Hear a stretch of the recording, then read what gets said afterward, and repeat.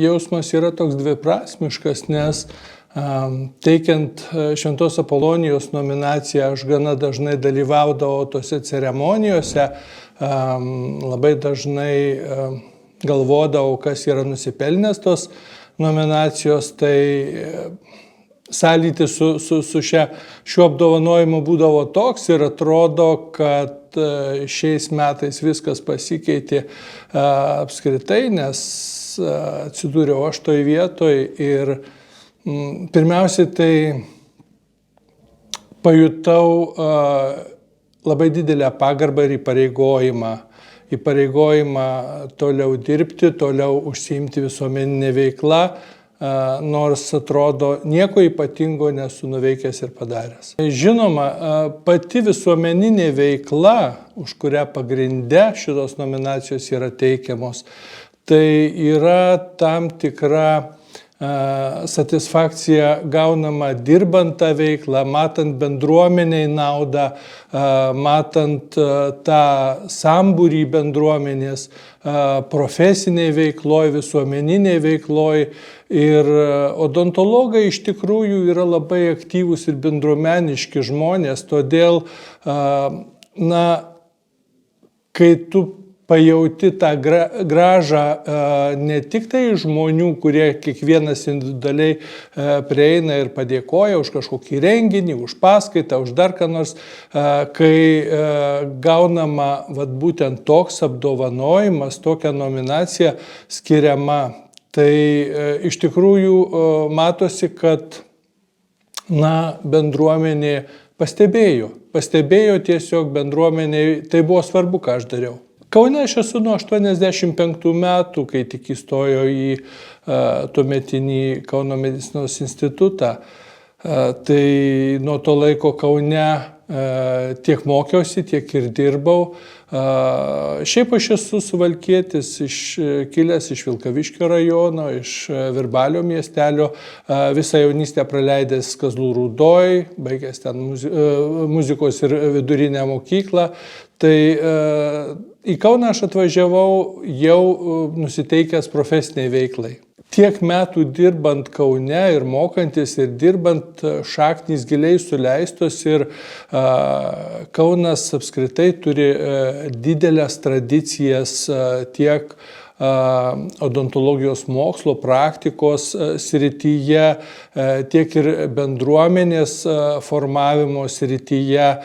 Vis tik tai šitos visos veiklos visuomeninės ir prasidėjo Kaune, jos davė pradžią odontologų rūmams.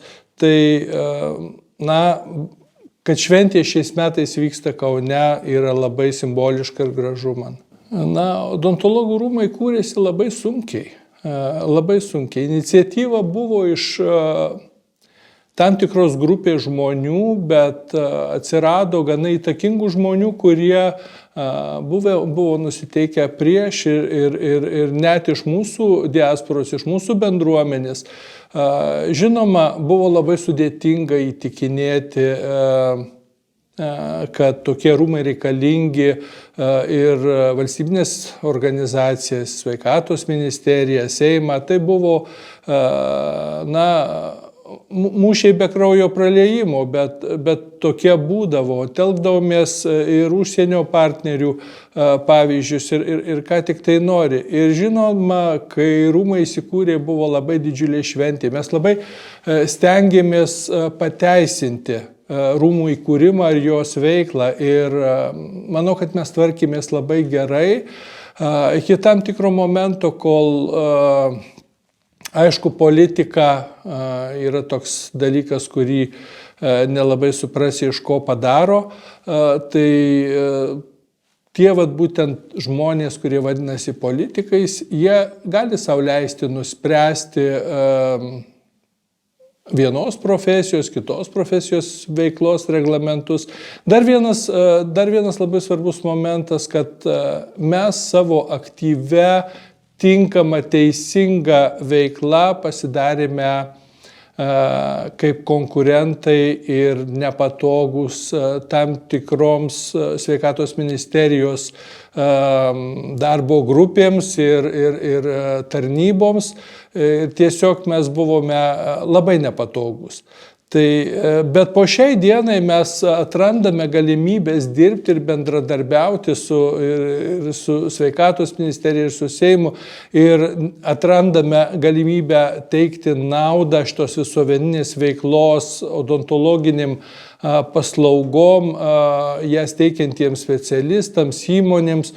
Na ir tiesiogiai galbūt ne, bet iš tikrųjų tai didžiausia nauda tai yra pacientams, nes mes rūpinamės, mums yra labai svarbu, kad mūsų veikla būtų tinkamai reglamentuojama, kad jinai būtų tinkamai tvarkoma, kad paslaugos būtų kokybiškos, naujoviškos. Žinot, aš esu universiteto žmogus ir man labai svarbu yra inovacijos, moksliniai tyrimai, naujovės, naujų žinių atradimas ir įdiegimas. Man labai imponuoja tai, kad mūsų bendruomenės nariai ypatingai skiria daug dėmesio profesiniam tobulinimuisi. Profesinis tobulinimasis, aš galiu besididžiuodamas sakyti, kad mūsų srityje, odontologijos srityje aukštumoje, lyginant su visom kitom profesijom, medicinos srities specialybėm, mes labai daug skiriam, investuojam jėgų ir galimybių tobulinti save tam, kad galėtume kelti savo profesinį lygį. Šitas yra labai įdomu ir svarbu. Ir tai, kad tobulintis ir tobulėti nori tiek jauni kolegos specialistai, turintys šiek tiek mažiau patirties ir išminties, ir tiek tie patys gydytojai, kurie turi jau 20, 30 ir daugiau darbo patirties metų. Šitas sritis yra mūsų ypatingai reikšminga. Pabaigai norėčiau tikrai pastebėti vieną labai svarbų momentą, kad visi šiuolaikinės Lietuvos odontologijos mokslo, praktikos pasiekimai yra dėka mūsų bendruomeniškumo.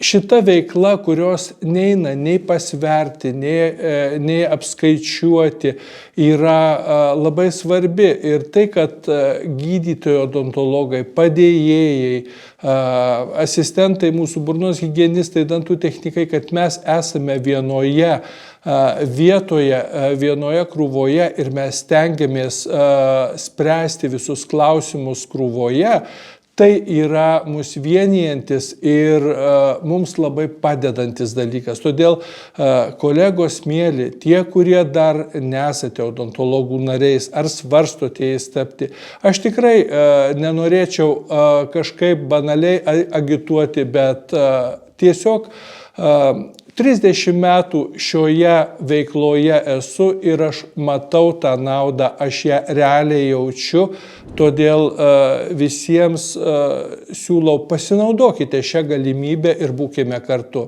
Tada mes žinome, būsime stiprus.